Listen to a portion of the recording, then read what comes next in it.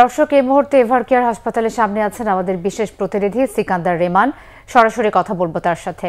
রেমান, BNP চেয়ারপারসনের শারীরিক অবস্থা সম্পর্কে সবশেষ কি তথ্য আছে আপনার কাছে, আর সেখানকার সার্বিক নিরাপত্তা ব্যবস্থা কেমন দেখছেন? জি মিথিলা, এখানে নিরাপত্তার কথাটি আগেই বলি। গতকালকে যে নিরাপত্তা ছিল সেই নিরাপত্তার চেয়ে আজকে নিরাপত্তা ব্যবস্থা কিন্তু অনেকটাই বাড়ানো হয়েছে। বিশেষ করে গত মধ্যরাতে এভারকেয়ার হাসপাতালের সামনে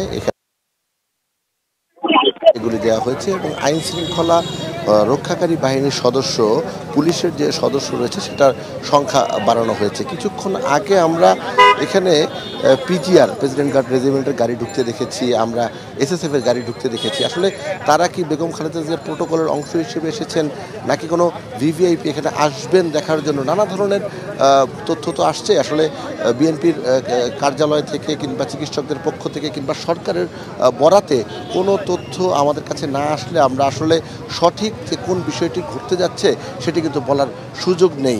এবং এই বিষয়ে বলে রাখি, বিএনপির চেয়ারপারসনের যিনি চিকিৎসক রয়েছেন সেই চিকিৎসক এবং যিনি স্থায়ী কমিটির সদস্য ডাক্তার এজেডএম জাহিদ হোসেন যে বিষয়টি স্পষ্টতই বলেছেন যে বিভিন্নভাবে কিন্তু গুজব ছড়ানো হচ্ছে।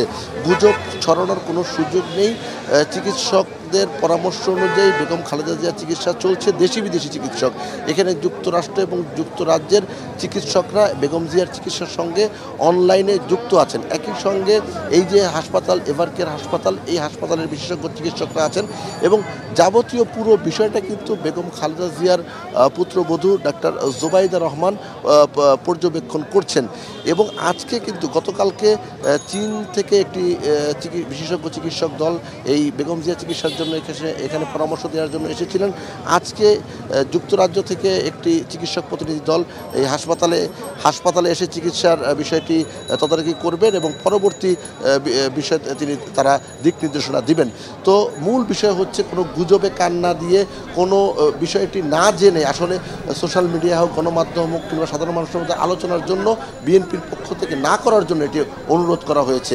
বলা হয়েছে এই যাবতীয় বিষয়ে আসলে বক্তব্য দিবেন ডাক্তার এজেডএম জাহিদ হোসেন, যিনি বিএনপির স্থায়ী কমিটির সদস্য এবং বেগম খালেদা জিয়ার ব্যক্তিগত চিকিৎসক। তো এই হচ্ছে এভারকেয়ার হাসপাতাল থেকে সবশেষ অবস্থা। মিথিলা।